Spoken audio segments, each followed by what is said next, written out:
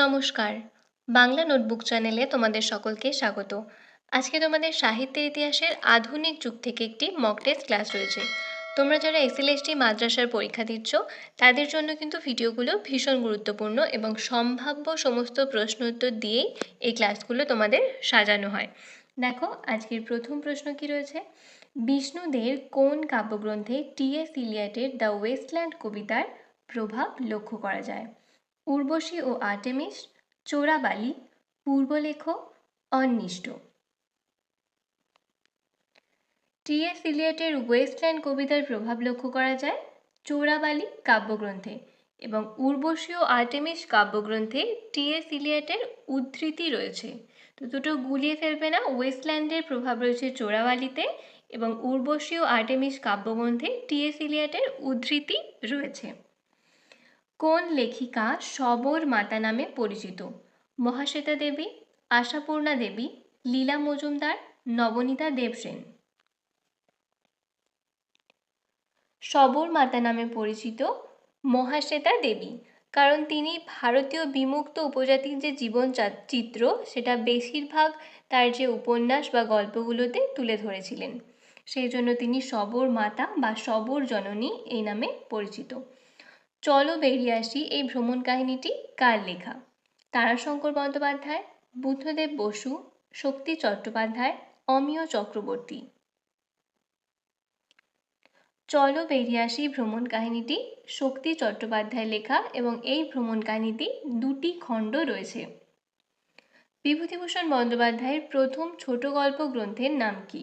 মৌরিফুল, যাত্রা বদল, মেঘমল্লার, জন্ম মৃত্যু। বিভূতিভূষণ বন্দ্যোপাধ্যায়ের প্রথম ছোট গল্প গ্রন্থ হল মেঘমল্লার, যেটি 1931-এ প্রকাশিত হয়েছিল। দ্বিতীয় হলো মৌরিফুল। আচ্ছা, তারপর দেখো তারাশঙ্কর বন্দ্যোপাধ্যায়ের প্রথম উপন্যাস চৈতালি ঘূর্ণি তিনি কাকে উৎসর্গ করেছিলেন?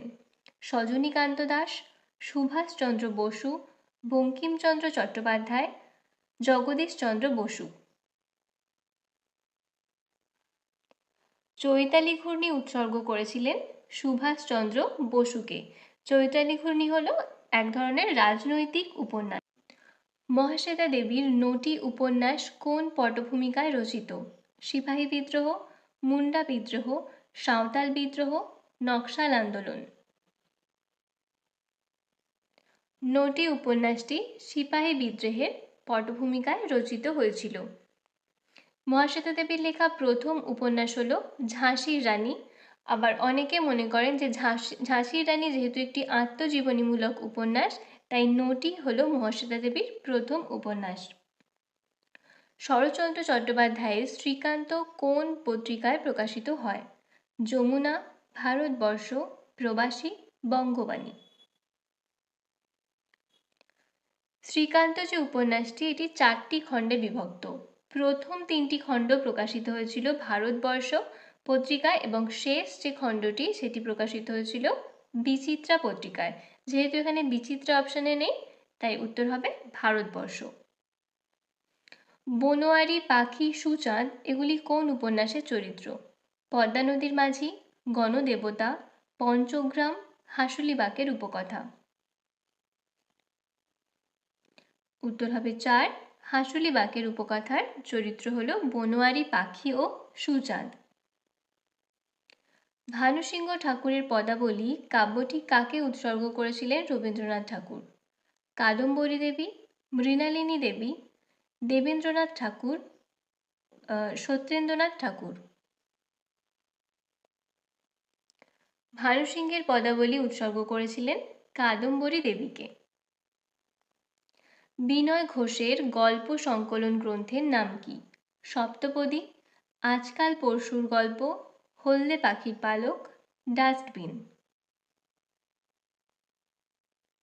উত্তর হবে 4, ডাস্টবিন। লীলা মজুমদারের লেখা প্রথম মুদ্রিত গল্পের নাম কি? দিনে দুপুরে, বদ্রীনাথের বাড়ি, বাঘের চোখ, লক্ষ্মী ছাড়া। উত্তর হবে লক্ষ্মী ছাড়া। এটি হলো লীলা মজুমদারের প্রথম মুদ্রিত গল্পগ্রন্থ এবং এটি সন্দেশ পত্রিকায় প্রকাশিত হয়েছিল 1922 সালে। মৃত্যুক্ষুধা কুহেলিকা উপন্যাস দুটি কার লেখা? জীবনানন্দ দাশ, নজরুল ইসলাম, বিষ্ণু দে, তারাশঙ্কর বন্দ্যোপাধ্যায়। মৃত্যুক্ষুধা ও কুহেলিকা উপন্যাসগুলি লিখেছিলেন নজরুল ইসলাম। হেরম্ব, সুপ্রিয়া, উমা, আনন্দ এরা কোন উপন্যাসের চরিত্র? পুতুল নাচের ইতিকথা, জননী, দিবারাত্রির কাব্য, চতুষ্কোণ। হেরম্ব, সুপ্রিয়া, উমা, আনন্দ এরা দিবারাত্রির কাব্য উপন্যাসের চরিত্র।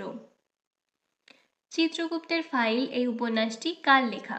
মানিক বন্দ্যোপাধ্যায়, প্রেমেন্দ্র মিত্র, সতীনাথ ভাদুড়ী, সৈয়দ মুজতবা আলী। চিত্রগুপ্তের ফাইল সতীনাথ ভাদুড়ীর লেখা। কপালকুণ্ডলা উপন্যাসের নাট্যরূপ দেন কে? মধুসূদন দত্ত, গিরিশচন্দ্র ঘোষ, দীনবন্ধু মিত্র, রবীন্দ্রনাথ ঠাকুর। কপালকুণ্ডলা উপন্যাসের নাট্যরূপ দেন গিরিশচন্দ্র ঘোষ। মুকুটাচরণ মিত্র কার ছদ্মনাম? মধুসূদন দত্ত, বিষ্ণু দে, সৈয়দ মুজতবা আলী, গিরিশচন্দ্র ঘোষ। মুকুটাচরণ মিত্র গিরিশচন্দ্র ঘোষের ছদ্মনাম এবং বাংলার নাট্য জগতে তাকে মুকুটহীন রাজা বলা হতো। দীনবন্ধু মিত্রের সধবার একাদশীর প্রকাশকাল কত? 1862, 1864, 1866, 1868।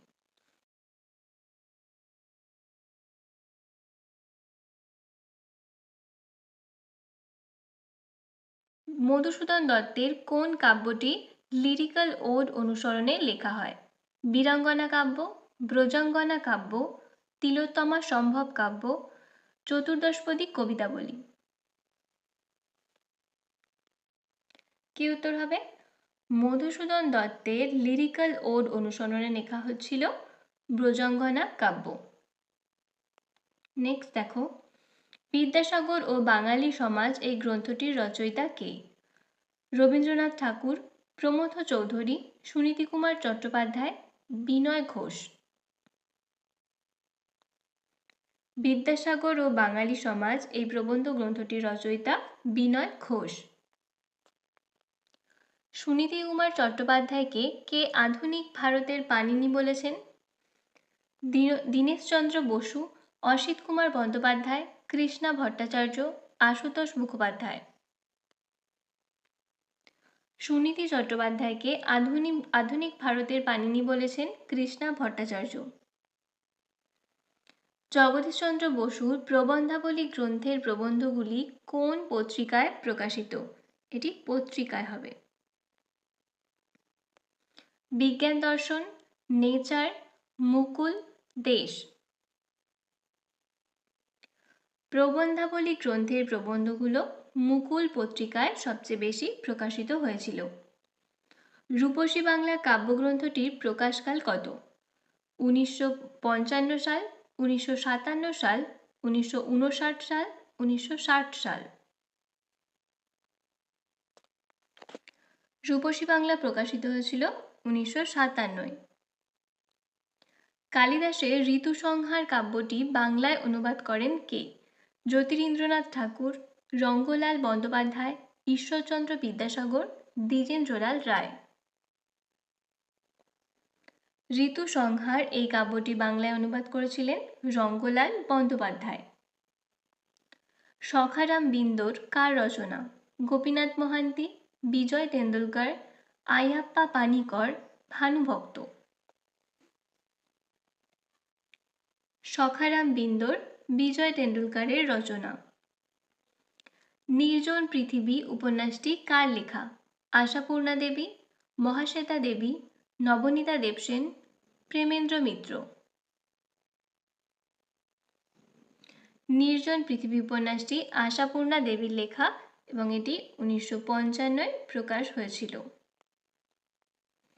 পশ্চিমের যাত্রী প্রবন্ধ গ্রন্থটি কার লেখা?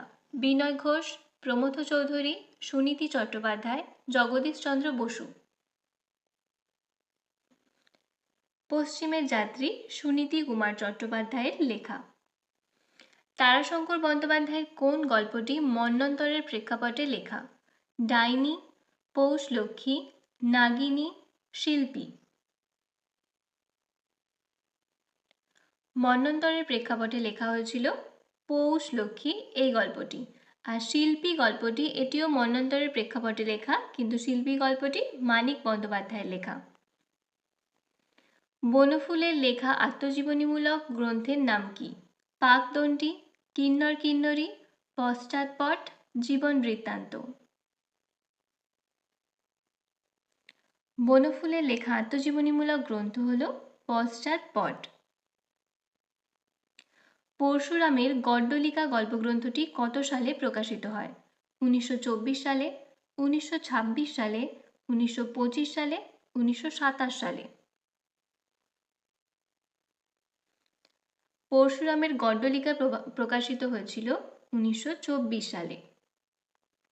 সমরেশ বসু কোন উপন্যাসের জন্য সাহিত্য একাডেমি পুরস্কার পান? নয়নপুরের মাটি, প্রজাপতি, বিবর, শাম্ব। সমরেশ বসু সাহিত্য একাডেমি পুরস্কার পেয়েছিলেন শাম্ব উপন্যাসের জন্য। হরিণ চিতাচিল কাব্যগ্রন্থটি কার লেখা? প্রেমেন্দ্র মিত্র, বুদ্ধদেব বসু, শক্তি চট্টোপাধ্যায়, বনফুল। হরিণ চিতাচিল এই কাব্যগ্রন্থটি প্রেমেন্দ্র মিত্রের লেখা। শক্তি চট্টোপাধ্যায়ের লেখা শেষ কাব্যগ্রন্থের নাম কি? অঙ্গুরিতর হিরণ্যজল, কিছু মায়া রয়ে গেল, পাতাল থেকে বলছি, জ্বলন্ত রুমাল। শক্তি চট্টোপাধ্যায়ের লেখা শেষ কাব্যগ্রন্থ হল কিছু মায়া রয়ে গেল। বিষ্ণুদের সাত ভাই চম্পা এই গ্রন্থটি কাকে উৎসর্গ করেছিলেন? তারাশঙ্কর বন্দ্যোপাধ্যায়, রবীন্দ্রনাথ ঠাকুর, জগদীশচন্দ্র বসু, শম্ভু মিত্র ও বিজন ভট্টাচার্য। বিষ্ণু দে তার সাত ভাই চম্পা উৎসর্গ করেছিলেন শম্ভু মিত্র ও বিজন ভট্টাচার্যকে। এর মধ্যে কোনটি প্রেমেন্দ্র মিত্রের লেখা কল্পবিজ্ঞানের গল্প? শুধু কেরানি, মশা, পাতালে 5 নম্বর, নিরুদ্দেশ। নিরুদ্দেশ যাত্রা। প্রেমেন্দ্র মিত্রের লেখা কল্পবিজ্ঞানের গল্প হল পাতালে 5 নম্বর। দেখো আজকে শেষ প্রশ্ন, সুভাষ মুখোপাধ্যায়ের পদাতিক কাব্যগ্রন্থের প্রকাশকাল কত? 1940 সাল, 1945, 1948, 1949। সুভাষ মুখোপাধ্যায়ের পদাতিক কাব্যগ্রন্থটি প্রকাশিত হয়েছিল 1940 সালে। ধন্যবাদ সম্পূর্ণ ক্লাসটি করার জন্য। তোমাদের কার কত স্কোর হলো সেটা জানাতে একদম ভুলবে না, এবং তোমাদের যদি স্কোর কারো একটু কম আসে তো চিন্তা করার কোনো কারণ নেই, তোমরা বারবার প্র্যাকটিস করতে থাকো, এখনও যথেষ্ট সময় রয়েছে, এবং মন দিয়ে স্টাডি করো, পারলে খাতায় লিখে পড়াশোনা করো। আমার চ্যানেলে যারা নতুন তারা প্লিজ চ্যানেলটি সাবস্ক্রাইব করে নিও, এবং ভিডিও ভালো লাগলে অবশ্যই লাইক, শেয়ার এবং কমেন্ট করে দিও। ধন্যবাদ।